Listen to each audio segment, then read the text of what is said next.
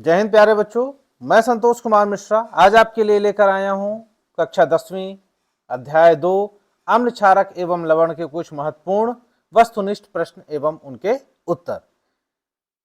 ये जितने भी क्वेश्चन आंसर हैं ये आपके एनसीईआरटी टेक्स्ट बुक से लिए गए हैं और परीक्षा की दृष्टि से बहुत उपयोगी हैं। तो चलिए शुरू करते हैं आज का वीडियो। सबसे पहला प्रश्न, लिटमस सूचक किस पौधे से प्राप्त किया जाता है? हम लोग पढ़ते हैं लिटमस टेस्ट, तो उसके लिए जो सूचक बनता है वो किस पौधे से प्राप्त किया जाता है? तो उस पौधे का नाम है लाइकेन। याद रखिएगा, उस पौधे का नाम है लाइकेन। जो लिटमस विलियन है इसका मूल रंग क्या होता है, ओरिजिनल कलर क्या होता है इसका? तो यह बैगनी कलर का होता है। लिटमस विलियन का मूल रंग बैगनी रंग होता है। अगला प्रश्न, क्षार का परीक्षण किस रंग के लिटमस पेपर पर किया जाता है? अर्थात यदि हमको बेस का क्षार का टेस्ट करना है, परीक्षण करना है, तो किस लिटमस पेपर पर करेंगे? तो उसके लिए हम लोग लाल लिटमस पेपर लेते हैं। अम्ल परीक्षण के लिए किसका उपयोग किया जाता है? तो अम्ल परीक्षण के लिए नीले रंग के लिटमस पेपर का उपयोग किया जाता है। इन दोनों के लिए एक सिंपल से ट्रिक है, वो मैं आपसे शेयर करूंगा कि इसके लिए आपको याद कर लेना है छलनी। क्षार के लिए क्या याद करने वाला है? छलनी, अर्थात छ से क्षार, ला से लाल और नी से नीला। मतलब क्षार क्या करेगा? लाल लिटमस को नीला कर देगा। इसी तरीके से अम्ल के लिए क्या याद करना है आपको? अम्ल के लिए याद कर लेना है अनिल, आ से अम्ल, नी से नीला और ला से लाल। मतलब अम्ल नीले लिटमस को लाल कर देता है। यदि ये ट्रिक आप अच्छे से याद कर लेंगे तो कभी भी नहीं भूलेंगे। अगला प्रश्न, ऐसे पदार्थ क्या कहलाते हैं जिनकी गंध अम्लीय या क्षारकीय माध्यम में भिन्न हो जाती है? इन्हें हम कहते हैं गंधीय सूचक। ये ऐसे पदार्थ होते हैं जो अम्लीय माध्यम में अलग गंध और क्षारीय माध्यम में इनकी गंध अलग होती है, तो इसे हम कहते हैं गंधीय सूचक।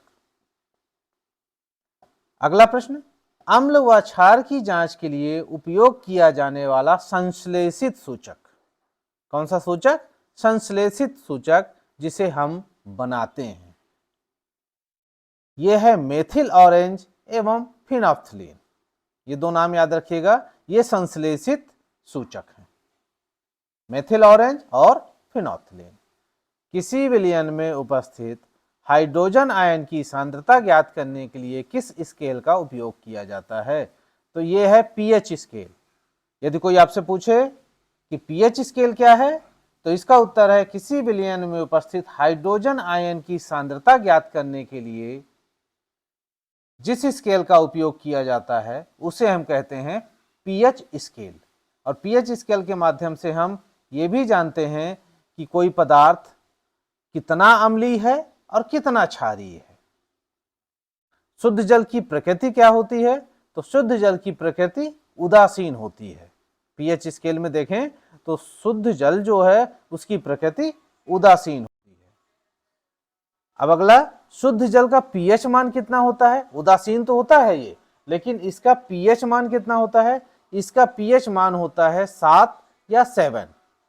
जिस विलयन का पीएच मान 7 से कम होता है वो क्या कहलाएगा? वो कहलाएगा अम्लीय। क्या होगा? वो अम्लीय होगा। और जिसका पीएच मान 7 से अधिक होता है वह होगा क्षारीय।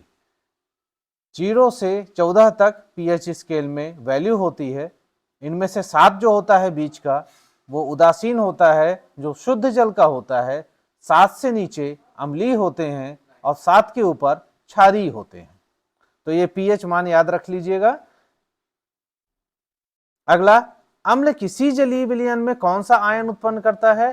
तो अम्ल जलीय विलयन में हाइड्रोजन आयन उत्पन्न करता है। ध्यान रखिएगा, अम्ल जलीय विलयन में हाइड्रोजन आयन उत्पन्न करता है और क्षार जल में घोलने पर कौन सा?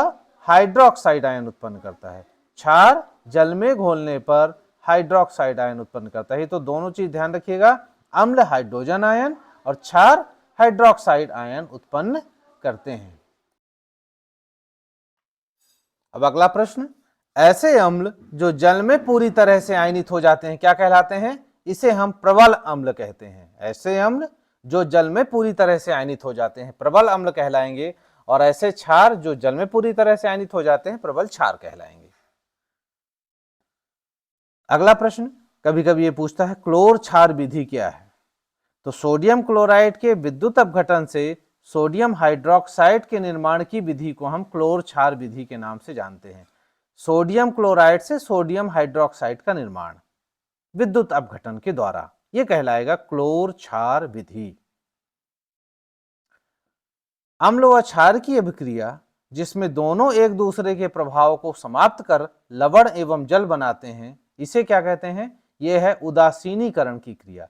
तो उदासीनीकरण में अम्ल और क्षार दोनों मिलते हैं, लवण और जल बनाते हैं और एक दूसरे की प्रभाव को समाप्त कर देते हैं। यह कहलाता है उदासीनीकरण, मतलब अम्ल क्षार के प्रभाव को और क्षार अम्ल के प्रभाव को समाप्त कर देता है, तो इसे हम कहेंगे उदासीनीकरण की क्रिया। क्षार की प्रकृति होती है संक्षारक। चलिए अब अम्ल की बात करते हैं। इमली में कौन सा अम्ल पाया जाता है? इमली में पाया जाता है टार्ट्रिक अम्ल। दही में लैक्टिक अम्ल पाया जाता है। नींबू या संतरा में कौन सा अम्ल पाया जाता है? तो इसमें सिट्रिक अम्ल पाया जाता है। टमाटर में ऑक्सैलिक अम्ल पाया जाता है। तो ये चारों अम्ल अच्छे से याद कर लीजिएगा। इमली में टार्ट्रिक, दही में लैक्टिक, नींबू में सिट्रिक और टमाटर में ऑक्सैलिक। चींटी के डंक एवं नेटल के डंक में कौन सा अम्ल? तो मेथनोइक अम्ल पाया जाता है। इसे हम फॉर्मिक अम्ल के नाम से भी जानते हैं। बेकिंग पाउडर में बेकिंग सोडा के साथ प्रायः कौन सा मंद खाद्य अम्ल मिलाया जाता है? तो ये टार्ट्रिक अम्ल मिलाया जाता है। ध्यान रखिएगा, बेकिंग सोडा में टार्ट्रिक अम्ल जब मिलाते हैं तब ये बनता है बेकिंग पाउडर, जिसका उपयोग हम लोग अपने घर में करते हैं।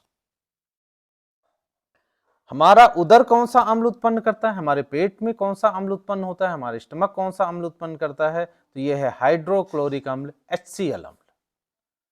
जल में अम्ल या क्षारक मिलाने पर आयन की सांद्रता में प्रति इकाई आयतन में कमी होने की प्रक्रिया को क्या कहते हैं हम? तो यह तनुकरण कहलाता है। जल में अम्ल या क्षारक मिलाने पर आयन की सांद्रता में प्रति इकाई आयतन में कमी होने की प्रक्रिया तनुकरण कहलाती है। अपच का उपचार करने के लिए किस औषधि का उपयोग किया जाता है? एंटासिड का उपयोग किया जाता है। अम्ल व क्षार मिलकर किसका निर्माण करते हैं? तो ये लवण का निर्माण करते हैं और यह प्रक्रिया उदासीनीकरण की प्रक्रिया कहलाती है। अम्ल धातु से अभिक्रिया करके कौन सी गैस उत्पन्न करती हैं? तो यह हाइड्रोजन गैस उत्पन्न करती हैं। मानव शरीर का सबसे कठोर पदार्थ कौन सा है एवं यह किससे बना होता है? तो दांतों का इनेमल है सबसे कठोर पदार्थ, जो कि कैल्शियम हाइड्रोक्सी एपेटाइट से बना होता है। और ये जो कैल्शियम हाइड्रोक्सी एपेटाइट क्या है? कैल्शियम फॉस्फेट का क्रिस्टल रूप है। कैल्शियम फॉस्फेट का ये क्रिस्टल रूप है। तो यदि उत्तर लिखना है तो कैल्शियम फॉस्फेट या कैल्शियम हाइड्रोक्सी एपेटाइट, जो भी ऑप्शन हो उसको क्लिक कर लीजिएगा। विरंजक चूर्ण या ब्लीचिंग पाउडर का रासायनिक सूत्र और नाम क्या है? तो विरंजक चूर्ण का फॉर्मूला है CaOCl2, कैल्शियम ऑक्सी क्लोराइड, इसका रासायनिक नाम है। बेकिंग सोडा का सूत्र और रासायनिक नाम? तो baking soda NaHCO3, sodium hydrogen carbonate, ये इसका। अगला धोने का सोडा का सूत्र और रासायनिक नाम? तो धोने का सोडा का है Na2CO3 10H2O, sodium carbonate, Na2CO3 10H2O। Plaster of Paris का क्या सूत्र है और रासायनिक नाम? तो CaSO4 12H2O, Ca मतलब कैल्शियम, SO4 सल्फेट और ये H2O जो है हेमीहाइड्रेट, तो कैल्शियम सल्फेट हेमीहाइड्रेट। आप इन प्रश्नों को बहुत अच्छे से पढ़ें, लिखें, नोट्स बनाएं और बार बार सुनें, जिससे आपको ये पूरे क्वेश्चन आंसर 1 नंबर या 2 नंबर के अच्छे से याद हो जाए।